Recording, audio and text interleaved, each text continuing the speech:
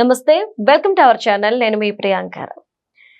Jubilee hills ఉప ఎన్నిక result ఏదైతే ఉందో ఈ రిజల్ట్ రాబో ఎలక్షన్స్ మీద పడుతుంది. మరి అప్కమింగ్ ఎలక్షన్ ఏదైనా ఉంది అంటే గ్రేటర్ హైదరాబాద్ కి సంబంధించింది. మరి దీని మీద ఎంత ఇంపాక్ట్ చూపిస్తుంది అనేది ఇక్కడ పెద్ద క్వశ్చన్ మార్క్. దీని గురించి ఈ రోజు డిస్కస్ చేసుకుందాం. మనతో మాట్లాడడానికి సీనియర్ జర్నలిస్ట్ సిఎస్ రావు గారు ఉన్నారు. ఆయన అడిగి తెలుసుకుందాం. నమస్కారం సార్. సార్, ఈ ఉప ఎన్నిక రిజల్ట్ ఏదైతే ఉందో దీన్ని బేస్ చేసుకొని గ్రేటర్ హైదరాబాద్ లో కూడా ఆ ఎలక్షన్ లో కూడా ఓన్లీ కాంగ్రెస్ గెలుస్తుంది, భారీ మెజార్టీ వస్తుందని చెప్పేసి ఇంకొంతమంది అంటున్నారు. మరి ఈ నేపథ్యంలో ఇలా ఏదో ఒక ఎలక్షన్ ని పట్టుకొని దాని రిజల్ట్ ని వేరే దాని మీద ఇంపాక్ట్ చూపిస్తుంది అనుకోవడం ఎంతవరకు కరెక్ట్ అంటారు? ఇప్పుడు ఒక ఎలక్షన్ లో వచ్చినటువంటి రిజల్ట్ ని పూర్తి స్థాయిలో మనం భవిష్యత్తులో నిర్ణయించలేం కానీ బట్ సమీప భవిష్యత్తులో వచ్చేటువంటి గ్రేటర్ హైదరాబాద్ ఎన్నికలకు మాత్రం ఒక ట్రైలర్ అని చెప్పొచ్చు జూబ్లీ హిల్స్ ఫలితం. ఎందుకనంటే గ్రేటర్ హైదరాబాద్ లో కాంగ్రెస్ పార్టీ బలహీనంగా ఉందనేది 2024 ఎన్నికల్లో కానీ 2023 ఎన్నికల్లో కానీ తేలింది. మీకు హైదరాబాద్ మినహా మిగిలినటువంటి ప్రాంతాల్లో కాంగ్రెస్ పార్టీ 2023 అసెంబ్లీ ఎన్నికల్లో విజయం బాగా సాధించింది. ఎక్కువ సీట్లు అక్కడ వచ్చినాయి. గ్రేటర్ హైదరాబాద్ పరిధిలో వాళ్ళకి అసలు లేవు, గెలవలే ఎక్కడ ఎమ్మెల్యేలు. కానీ ఇప్పుడు ఇది ఉప ఎన్నిక. ఇది పైగా Maganti Gopinath BRS party MLA, ఆయన చనిపోయాడు. ఆయన చనిపోయిన తర్వాత వచ్చినటువంటి ఉప ఎన్నిక ఇది. దీనికి సింపతి, అలాగే మాగంటి గోపీనాథ్కు ఉన్నటువంటి చరిష్మా, బీఆర్ఎస్ పార్టీకి ఉన్నటువంటి బలము, కేటీఆర్కు ఉన్నటువంటి గ్లామరు ఇవన్నీ కలిసి వస్తాయని చెప్పి ఎక్స్పెక్ట్ చేశారు. కానీ సీన్ కట్ చేస్తే ఘోరంగా బీఆర్ఎస్ పార్టీ ఓడిపోయింది. మరి దీని అర్థం ఏంటి? రాబోయేటువంటి రోజుల్లో దీని ఇంపాక్ట్ ఉంటుంది కదా. హైదరాబాద్లో కాంగ్రెస్ పార్టీ బలపడుతుంది. మళ్ళీ గతంలో ఎప్పుడో ఉండేది, తర్వాత చాలా కాలం పాటు తెలుగుదేశం పార్టీ ఉంది బలంగా. కాంగ్రెస్ పార్టీకి గ్రేటర్ హైదరాబాద్లో పెద్దగా స్థానం లేదు. కానీ ఇప్పుడు హార్ట్ ఆఫ్ ది సిటీ ఇక్కడ స్థానాన్ని ఏర్పాటు చేసుకుంది. ఖచ్చితంగా రాబోయేటువంటి రోజుల్లో దీని ప్రభావం లేకుండా మానదు. దానికి కారణం ఏంటంటే యాజ్ ఇట్ ఈస్ గా ఇప్పుడు జూబ్లీ హిల్స్ ఉప ఎన్నికల్లో ఏ విధంగా అయితే పోలింగ్ జరిగిందో అదే తరహాలో, అదే ఈక్వేషన్లో, అదే పార్టీల మధ్య ఎలక్షన్ కానీ జరిగితే రాబోయేటువంటి గ్రేటర్ హైదరాబాద్ ఎలక్షన్ లో ఖచ్చితంగా కాంగ్రెస్ పార్టీ జెండా ఎగరడానికి అవకాశాలు పుష్కలంగా కనిపిస్తున్నాయి. కాకపోతే ఇదే ఈక్వేషన్స్ జరుగుతాయని నమ్మకం లేదు. ఎందుకనంటే బీఆర్ఎస్ పార్టీకి క్యాడర్ లేదు, హార్డ్ కోర్ క్యాడర్ లేదు. ఒకవేళ ఉన్నా కానీ అది Telugu Desam party cadre, BRS party cadre. ఇది నేను చెప్పడం కాదు, కేటీఆర్ గారే చెప్పారు. ఎందుకు రాజకీయ భిక్ష పెట్టింది తెలుగుదేశం పార్టీ కేసీఆర్ కి తెలుగుదేశం పార్టీ నుంచి వచ్చామని చెప్పారు. తెలుగుదేశం పార్టీ మొట్టమొదటి టికెట్ ఇస్తే ఆ పార్టీ నుంచే గెలిచాడు కేసీఆర్. ఇప్పుడు ఇవాళ బీఆర్ఎస్ పార్టీలో ఉన్నటువంటి వాళ్ళందరూ 99% అందరూ తెలుగుదేశం వాళ్ళు, లీడర్లు, క్యాడర్ అంతా అని చెప్పి ఆయనే చెప్పాడు. అంటే దాని అర్థం ఏంటి? బీఆర్ఎస్ పార్టీకి అంటూ ఓన్గా క్యాడర్ లేదు. అది తెలుగుదేశం పార్టీకి సంబంధించిన క్యాడర్, తెలుగుదేశం పార్టీకి సంబంధించిన లీడర్ పార్టీ అది. ఈ విషయం రేవంత్ రెడ్డి గారు కూడా చెప్పారు. రేవంత్ రెడ్డి గారు ఏం చెప్పారు? కేసీఆర్ గారు తాను ఇద్దరు తెలుగుదేశం పార్టీ నుంచి వచ్చిన వాళ్ళమేను, కాకపోతే కేసీఆర్ గారు ఏమో అవుట్డేటెడ్ తెలుగుదేశం, అవుట్డేటెడ్ అతను, నేను అప్డేటెడ్ అంటే లేటెస్ట్ లీడర్ని. సో తెలుగుదేశం పార్టీ క్యాడరు మూడు ఎలా ఉంటుంది ఏంటి అనేది నాకన్నా కూడా కేటీఆర్ గారికి ఎలా తెలుసు. కేటీఆర్ గారు అవుట్డేటెడ్, తెలుగుదేశం పార్టీలో అవుట్డేటెడ్ క్యాండిడేట్ అయినా తెలుగుదేశం పార్టీ నుంచి బయటకు వచ్చి చాలా రోజులు అవుతుంది. నేను రీసెంట్ వరకు ఉన్నాను కాబట్టి తెలుగుదేశం పార్టీకి సంబంధించినట్టు మూవ్మెంట్స్ ఎలా ఉంటాయి, తెలుగుదేశం పార్టీ సింపథైజర్స్ ఎలా ఆలోచిస్తారు, వాళ్ళ మూడ్ ఎలా ఉంటుంది, ఇవన్నీ నాకు తెలుసు, ఆయనకి తెలియదు అని చెప్పి చాలా క్లియర్గా చెప్పారు. అంటే కాంగ్రెస్ పార్టీ కూడా తెలుగుదేశం పార్టీకి గతంలో ఉన్నటువంటి ఓట్ బ్యాంక్ ఏదైతే ఉందో దాన్ని రాబట్టుకోవడం ద్వారా గెలవాలనేటువంటి ప్రయత్నం కాంగ్రెస్ పార్టీ చేస్తుంది గ్రేటర్ హైదరాబాద్ లో. అలాగే కేటీఆర్ గారు ఏం చేస్తున్నారు?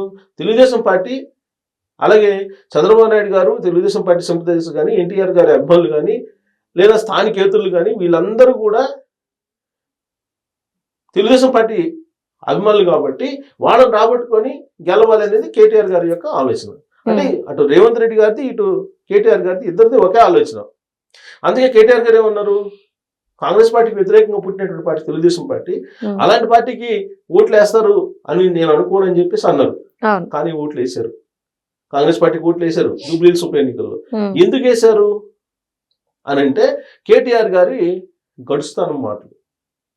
కేటీఆర్ గారు ఏం మాట్లాడారు గతంలో? ఆంధ్రోళ్ళ గురించి, స్థానికేతుల గురించి ఏం మాట్లాడారు, ఎన్టీ రామారావు గురించి ఏం మాట్లాడారు, ఎన్టీఆర్ గారి ఘాట్ గురించి ఏ విధంగా వ్యవహరించారు, చంద్రబాబు నాయుడు గారు అరెస్ట్ సందర్భంగా ఆయన ఏ విధంగా మాట్లాడారు, ఆ తర్వాత ఇప్పుడు ఏ విధంగా మాట్లాడారు, ఇవన్నీ తెలుసు. స్థానికేతలు గుర్తుపెట్టుకుంటారు. కేటీఆర్ గారు ఏమనుకుంటారంటే ప్రజలకి పెద్ద గుర్తుండదులే అనుకుంటారు. 10 సంవత్సరాల పరిపాలనలో తెలుగుదేశం పార్టీ సింపథైజర్స్ కానీ, తెలుగుదేశం పార్టీకి సంబంధించినటువంటి అభిమానులు కానీ, ఎన్టీఆర్ అభిమానులు కానీ ఎలా వాళ్ళు మానసికంగా ఇబ్బంది పెట్టారనేది, ఆంధ్ర అంటూ ఎంత ఇబ్బంది పెట్టారనేది అందరికీ తెలుసు. ఇవాళ సోషల్ మీడియా స్ట్రాంగ్ ఉంది. తర్వాత ఇంతకు ముందులాగా పేపర్లో వస్తేనే న్యూస్, కానీ ఇవాళ అది లేదు. గత కొన్ని సంవత్సరాలుగా ఛానల్లో వచ్చే న్యూస్, కానీ ఇవాళ అది కాదు. ప్రతి ఇంటిలో జర్నలిస్టులు ఉన్నారు, ప్రతి ఇంట్లో కెమెరాలు ఉన్నాయి. సో కాబట్టి మర్చిపోయే ప్రసక్తి లేదు. అందుకే కేటీఆర్ గారు గతంలో ఏం మాట్లాడారు అవన్నీ రివీల్ చేశారు. జూబ్లీహిల్స్ ఎలక్షన్స్ నేపథ్యంలో మొత్తం రివీల్ చేశారు. ఎప్పుడెప్పుడు ఏమో మాట్లాడారు, కేసీఆర్ ఏం మాట్లాడారు, కేటీఆర్ ఏం మాట్లాడాడు, ఆంధ్ర గురించి, ఎన్టీ రామారావు ఘాట్ గురించి ఏం మాట్లాడారు, ఎన్టీ రామారావు గురించి ఏం మాట్లాడారు, సీనియర్ ఎన్టీఆర్ గురించి, అన్ని మొత్తం వచ్చినాయి.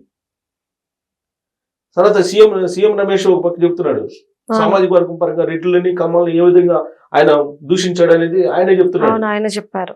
సో కాబట్టి ఈ జూబ్లీహిల్స్ ఉప ఎన్నికలో బీఆర్ఎస్ పార్టీ ఓడిపోవడానికి, కాంగ్రెస్ పార్టీ గెలవడానికి ప్రధానమైనటువంటి కారణం ఏంటి అని అంటే కేటీఆర్ గారి గడుస్తాను అని చెప్పేసి ఒక వర్షన్ వినిపిస్తుంది. సో ఇది గ్రేటర్ హైదరాబాద్ లో రిఫ్లెక్ట్ అవుతుందా అని అంటే గ్రేటర్ హైదరాబాద్ పరిధిలో ఉండేటువంటి దాదాపు 30-35 కాన్స్టిట్యున్సీలు దీని చుట్టూ ఉండేటువంటివి కానీ, దీని లోపల ఉండేటువంటివి కానీ కొన్ని ముస్లిమ్స్కి పోతే మిగతావన్నీ కూడా స్థానికేతల మీద ఆధారపడినటువంటి డివిజన్స్.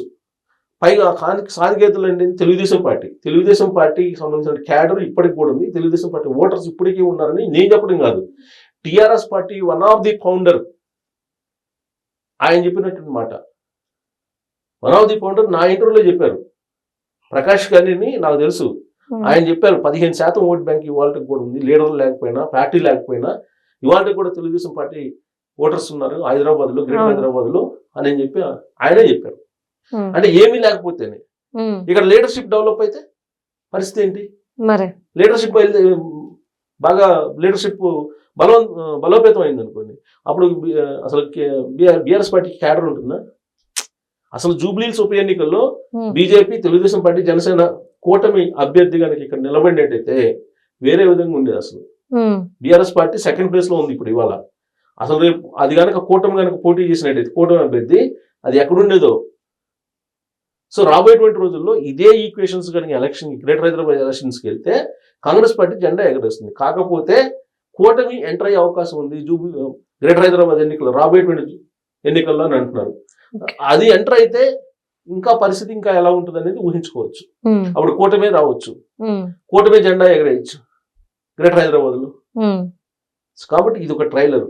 బీఆర్ఎస్ పార్టీ దాదాపుగా డౌన్ ట్రెండ్ లోనే ఉందని చెప్పొచ్చు. ఎందుకంటే 2023 ఎలక్షన్లు, 2023 తర్వాత 2024 లోక్సభ ఎన్నికలు జరిగినాయి. 18% ఓట్ బ్యాంక్ తో పరిమితం అయింది.